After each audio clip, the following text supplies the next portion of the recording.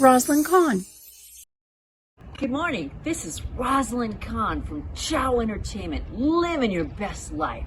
Today, we are talking with Judy Ann Gianchetto as she takes comedy to a whole new level after the pandemic. She's a stand-up comic actress. She started out in New York City and worked her way up the ladder, moving to LA in the beginning of the millennium, developing and becoming a paid regular at the Comedy Store on her very first edition with Mitzi Shore at the Comedy Store, where other comics developed with such names as Roseanne Barr, Robin Williams, and just to name a few. She's also a regular at the Improv on Melrose, and she's been headlining for over 20 years. Also playing at Vegas, MGM Grand, Tropicana, and many other comedy clubs and colleges across the country. You've seen her on Lifetime Television, Comedy Central, and NBC's The Last Comic Standing. She has 2 new movies coming out in the fall, Callahan and Natasha Hall, that just previewed this past winter in Beverly Hills. She can be seen this Saturday night, June 25th, at the Comedy Cuisine at the Sumac Restaurant in Hollywood, and on June 26th at 8 p.m., she will be appearing at the famous Laugh Factory on Sunset Boulevard at 8 p.m. Let's give a warm welcome to the wise-ass, very funny lady from New York and LA. Let's just say she gets around, Judy Ann Gianchetto. Good evening, ladies and gentlemen. Introducing Judy Gianchetto, comic artist. Let's give her a hand. The guy before was even Italian. Nice guy though, Joe. Okay, Judy Ann Gianchetto. Listen, I have to get something off my chest. My husband, who I was in lockdown with for a year and a half, just told me his fantasy. I'm like, why now? He wants to be with 2 women. 2 women. Yeah, I'm not one of them. I know, and I can't stand his face. I want to punch his face. We had a fight. I said, "This is your face. This is your face." Watch it,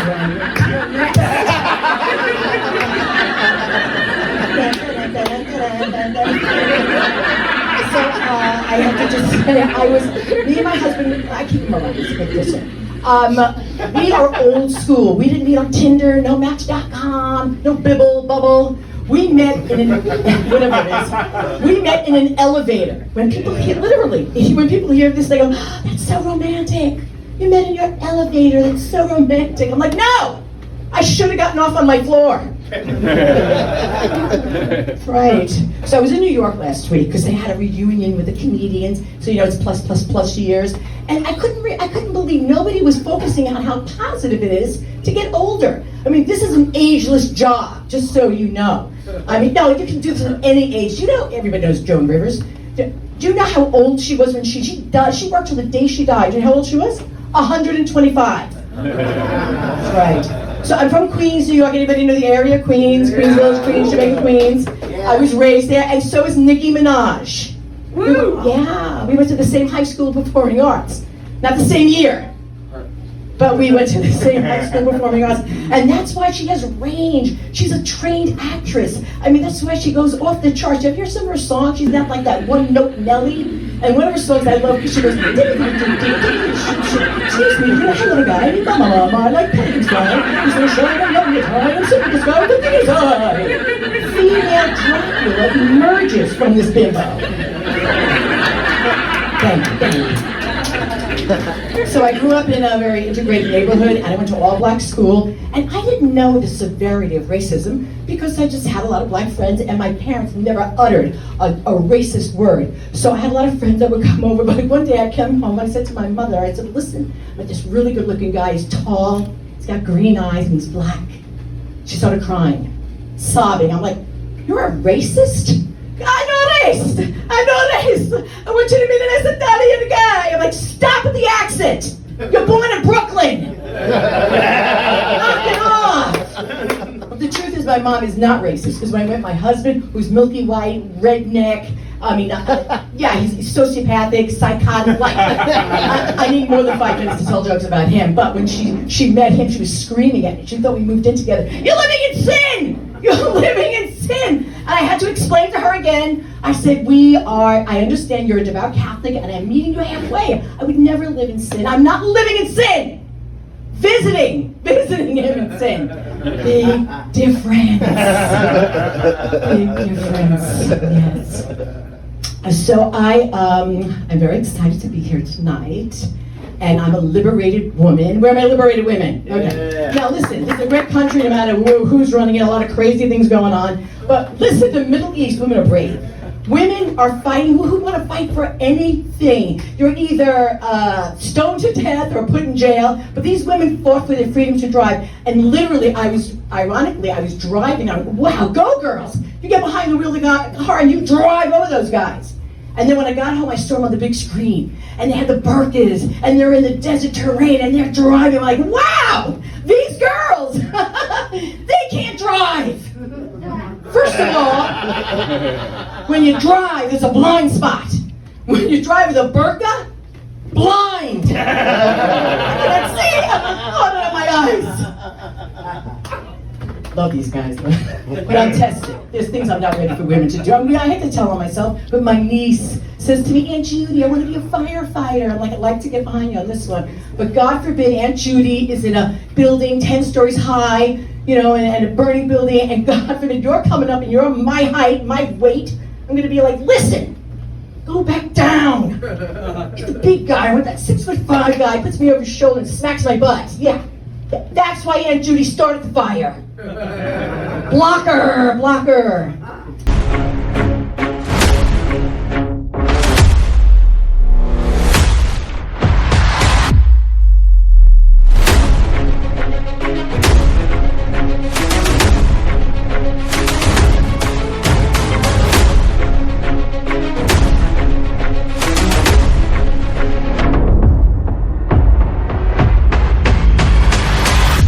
How you doing tonight? I'm doing great. We're doing the world of stand-up comedy, and today we're at the Sumac Mediterranean restaurant, and we're having comedians tonight on the show, and our headliner is Maz Jobrani.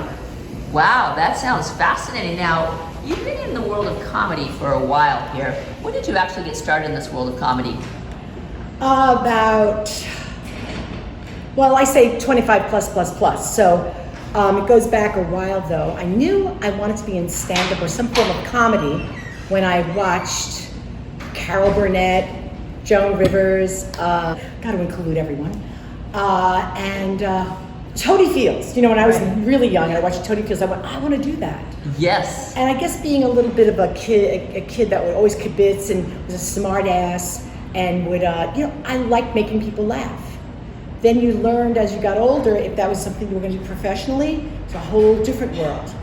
I just found out his fantasy. I'm like, why now? Why are you telling me now? He wants to be with two women. Yeah, I'm not one of them. This is his face. When she talked about running after this ex-boyfriend's front door, I'm like, that's like the water half full. I mean, you didn't kill him. You know what I mean? You ran into his front door. He's alive. Good.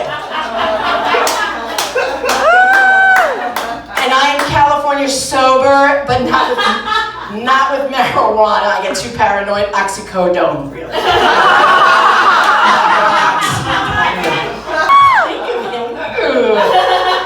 No, he's a good kisser, so I keep him around. But we're old school. We didn't meet on Tinder, no Match.com, no Bibble, what is it called? Bubble, what is it called? No, I met him in an elevator. Right? When people hear this, they go, oh, that's so romantic. You met on your elevator, that's so romantic. I'm like, no!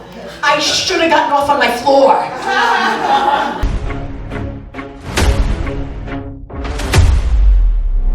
You had to craft your jokes. It was, you had to, find ways to really, not just, what's the word, throw it out there. Because sometimes you'll riff on stage and do things improvisationally. God, there's a lot of things going on at one time.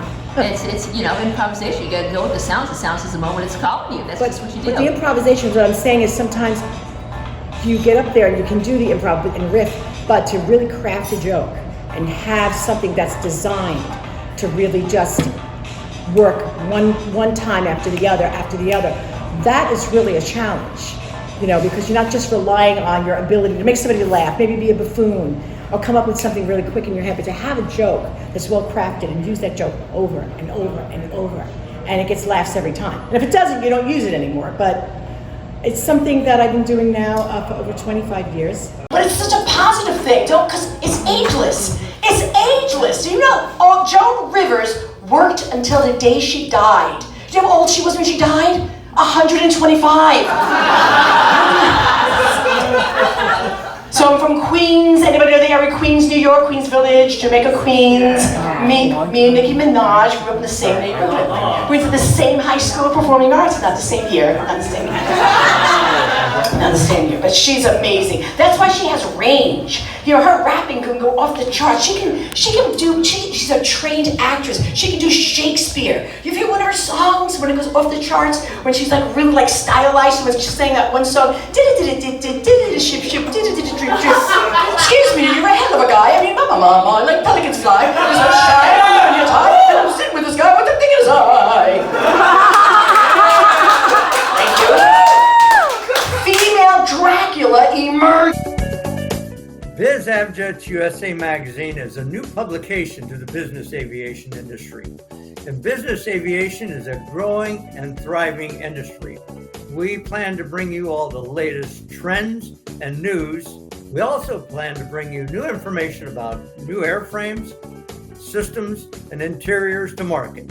Feel free to visit bizavjetsusa.com. My grandmother had Alzheimer's, and I remember we were all in the hospital room, and for like 10 seconds she recognized who we were, and then it was gone. So it's like a thief. It's taking away memories and who you are as a person. Over 5.5 million Americans have Alzheimer's. That number may double by 2050. For more information, visit rightfocus.org. Senior Care Authority is a one-stop solution for helping you locate senior living options. We understand the care, the costs, and the safety records of hundreds of communities, from assisted living and memory care to independent living and even skilled nursing. We help families cut through the complexity to make courageous, informed decisions under difficult circumstances.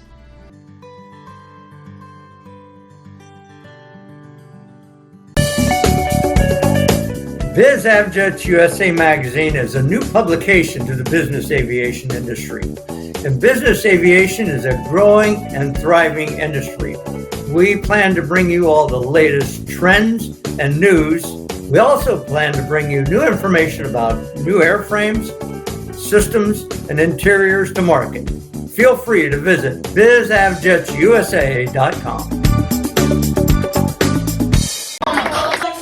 Parents never uttered a racist word ever. So I come home one day from school like, hey Ma, I told my mother that this really good looking guy is tall and green eyes and he's black.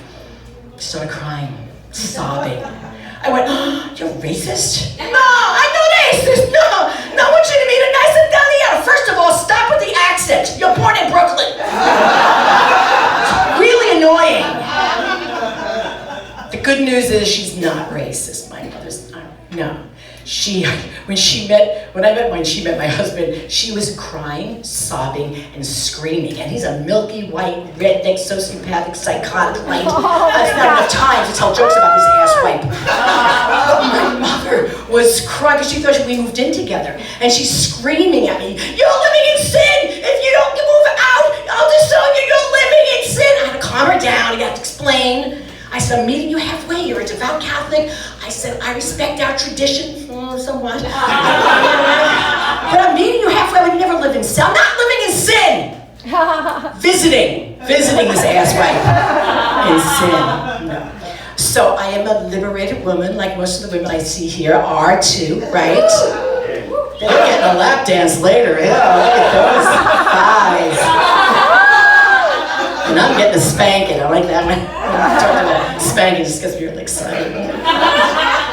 Can I touch the, no, I'm because we're liberated, we can do this. Do you know, in other countries, no matter who's running this country, it's amazing. I mean, look what's going on in the Middle East. Women have to fight for their freedom to drive. I mean, who wants to stick up for themselves in the Middle East about anything? You get put in jail, stoned to death. Who would want to fight for anything? They did. And when I heard about it, ironically, I was driving. I went, go girls, get behind the wheel of the car, you drive over those men. And then when I got home, I saw it on my 65-inch screen, plastic TV, in the desert terrain. They had on their burqas, they're driving. I'm like, oh my God, this is amazing! These girls, they can't drive. First of all, when you drive, there's a blind spot. When you drive with a burqa, blind.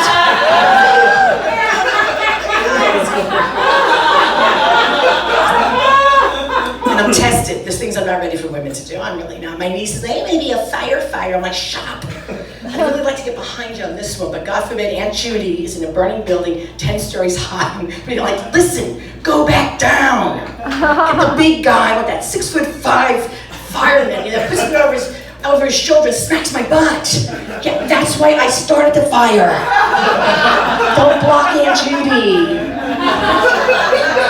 Well, I wanted to mention something about a friend of mine who's a stripper, not me. No, I don't. It's my girlfriend. She. And I went to, no, actually it was in New Jersey. I went to watch her because I was doing a comedy show and just watched her and went to the comedy show. And she had big implants and she could take that pasty, you know, and the tassel, she could swing the tassel around. Oh my God, if that was me, that would be me on stage. This would be me on stage. Put your dollar ready, it's gonna go.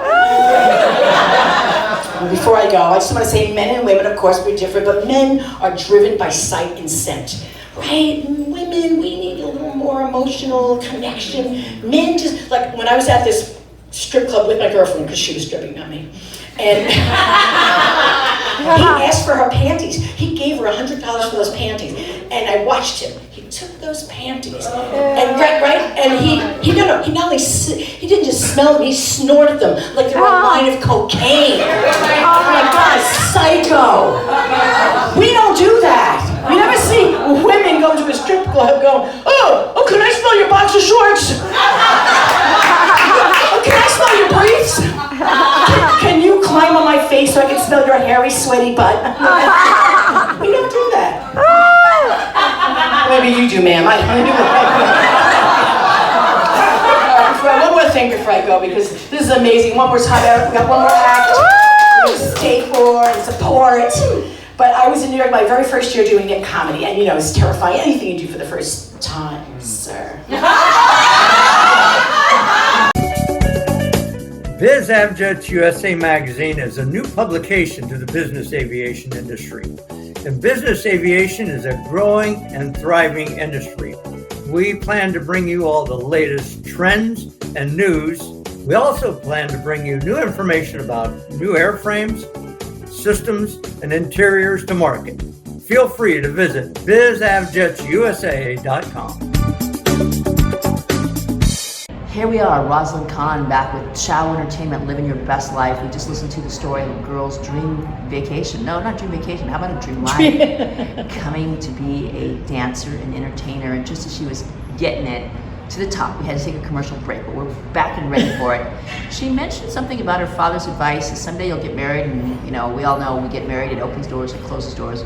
What did your husband think about you as a comedian, as a dancer? Was he supportive of this role? Well, let's just say, you know, I didn't get married right away. I mean, I didn't get married. I didn't get married till I was, you know, older. I had things to do. I was dating guys. It would be like, hey, Judy, you think I'm going to wait around for you to get home so I can have dinner? Like, well, I have my dance class. I'm going to go do the clubs later on. So no, I didn't have a boyfriend very often. And the guy that I did marry, that I met, was a stand-up comic. Oh, wow. So he let me live my best life, you know, and didn't bother me, didn't make me feel guilty. So it was really exciting to be able to do exactly what I wanted without that kind of pull. And when you think of that's really great. I'm glad to hear that you found someone that did exactly what you wanted to do. Now, crack that whip. That's crack that whip. You go out there, you do that, girl. Come on, girl. Let's go. On a serious note, is there a one comedian that you really respect and look up to?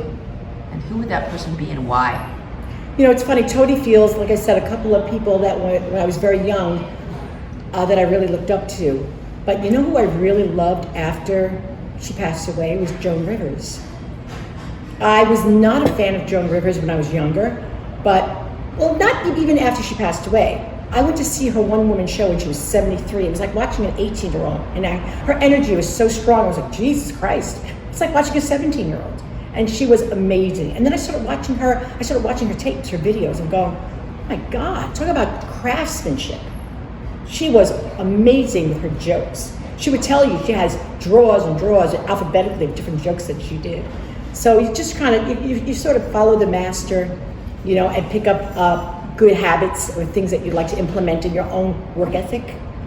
And so the world of comedy, it hasn't been easy. It's a man's world. So, you know, as the saying goes. And I've had a lot of blocks because men have made it very difficult. You know, and they make it difficult for each other, very competitive. When you have a woman that's strong, that does the job, you know, you got to really go after it. So, and I did, and me and Kathy Griffin did our first TV appearance together, Wow. Lifetime Television. Wow. And we both got managers. In fact, we were up in Montreal. This is before she got Suddenly Susan. And I felt like we were neck and neck. And I didn't know she was going to make it that big. And a lot of them, we don't know what's going to happen. But my manager wasn't so helpful. You know, he had another agenda, and he got distracted. So it took a little bit of the wind out of my sails, but not, you know, but I got back on track. But those little things, you know, you think to yourself, had I had the right manager, had I had a good agent. Like when I got to California, I did get a good agent. But it goes back and forth, things happen. My agency closed down. I was like, oh my God, this agency was amazing. They got a Miller Lite commercial, now they had to close down. Right. So I had to go now find another one. And I worked hard to get that agency. Right. I mean, right. I pounded the pavement and knocked on doors before I got that one. So, You know, they say life has its own secret plan. You know, things don't work out for you at the right time, but maybe you weren't ready at that particular point in time, and things opened up with the others because that's what you you know were ready. what's interesting? When I was a kid, I didn't feel popular at all. I had big curly hair. I had a deep voice. Only because I took voice lessons, I learned how to, you know, support my diaphragm and get my voice a few octaves higher. But I felt like an outcast. And then Jimmy Greeley was attracted to me. And the whole school was paying attention to me. I was invited to parties, nobody talked to me until Jimmy Greeley liked me. Wow. And that's kind of like this business. Nobody pays attention until somebody sees you're at work and goes, oh, so-and-so's in that movie? So, you know, look at who's interested in her. Then everybody loves you. It's the same thing in life. It's not just entertainment. You know, it's the same thing in life, that you'll be pulled into something or someone will find you attractive in some areas of your life, and then everybody wants you. Right. So it's par for the course. It's life. So now, So I'm living my best life. living your best life. Now, is there a school that one goes to learn the world of comedy, or is it just the hard knocks of life? Well, stand-up now, because stand-up became so popular, stand-up now, they have classes that they never had before. But I didn't go for class, I just studied it. I'd watch people on stage, I'd watch videos, and that really helped me to, you know, study it even more myself. But I never took a class with stand-up. You know, it's interesting you were talking about the classes, because there was a student of mine, and I guess there's some Russian people in theater and the arts that they follow, Stravinsky or something like that. Mm-hmm. And he was taking my class, and I said, but even people who tell jokes and stand-up comics need to have a structure. There's an opening, a body, a closing, and there's a way that you gotta hit that punch and so on and so forth. If you were to give someone some really helpful tips on a couple things they could do to get more laughter, just their everyday lives. I have no tips whatsoever. No tips. No tips. The only tip is, you know, like anything else, if you're interested in a certain project or a certain topic, you research it. So Right. if anybody's interested in stand-up, you research it, and you research how to tell jokes. You know, what is your forte? Are you better at, you know, telling jokes? Do you have a little more of a physical comedy involved? Do you have facial, like, looks? You know, there are certain looks and the way someone pauses. Pausing is very important. And whoever gets into stand-up, these are the things that you'll study, you know, to really strengthen your act and to go further if that's what your goal is. Fantastic. Well, you've given us so much information. Really? So Oh my God, it's so exciting. And tonight, just to give a shout out, with the Sumac Mediterranean restaurant, and tonight Mazda Brani's headlining, and it's going to be Billy Devlin, Jan Karam, Michael Pashana, myself, Judy Ann Chancharo. Right. And thank you so much for coming down and being a part of our show tonight as well. Well, fantastic. And can you tell us how someone could follow you? If they wanted to follow Judy and know where she's going to be next, what would we tell them to go? Right now, you can see me at the Comedy Chateau. I'm doing shows there on Friday nights at the 10 p.m. shows. We'll be there May 20th at the 10 p.m. show. And I think it's on their website, Comedy Chateau website, and you'll see my name there and the shows that we'll be doing, the Comedy-esque and Comedy Stand-Up Blast. On Judy Chanchado Nissen, N-I-S-S-E-N, Facebook, or Judy Ann Chanchado. I have another 2 Facebooks. Okay, well, it's been a pleasure and honor. My name is Rosalind Kahn with Living Your Best Live at KXLA Chow Entertainment in Las Vegas. We're at 26.8 on Roku and all sorts of other great things. And you can find us there, Rosalind Kahn, Chow Entertainment, every Tuesday, 11 a.m. Thank you so much. Gratitude beyond words. Namaste. Anybody try something with cigarettes or accomplish it? Really hard. That's why I've been smoking pot. And they're saying that children are having mental illness now because they had to stay in lockdown. Listen, growing up with my parents, I'm mentally ill. Lockdown. Please, do you know what it's like being in a lockdown with somebody you hate? I was with somebody I hated the whole time. My husband. I hate this guy. I really can't stand him. Every time I see his face, I'm like, God, I hate him. He's a good kisser. Roz, I just want to thank you for having me on your show, Living Your Best Life. And we talked about crafting those jokes, and it was great that we got to see them on each and every different show that you aired. So thank you for that. I appreciate it. It was so much fun. Well, it was truly an honor having us on your show. Where can they find you next? Oh, okay. I'm going to be at the Sumac where you first interviewed me on July 8th. And then I'm at the Chateau, Comedy Chateau on the 22nd and the 23rd. And then at the Improv July 26th. Don't miss me. Come on out. Fantastic. This is Rosalind with Chow Entertainment, Living Your Best Life every Tuesday, 11 a.m. and in Las Vegas, KGNG. We'll see you there. Thank you. Bye. Bye.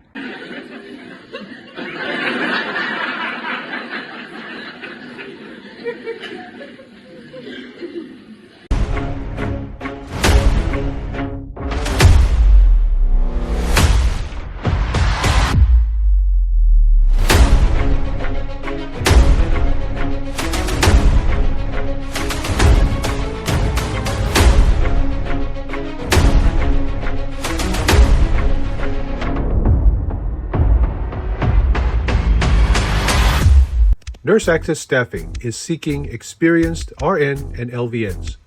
For more information, call us at 818-697-4484 or check us out on our website, nurseaccessstaffing.com.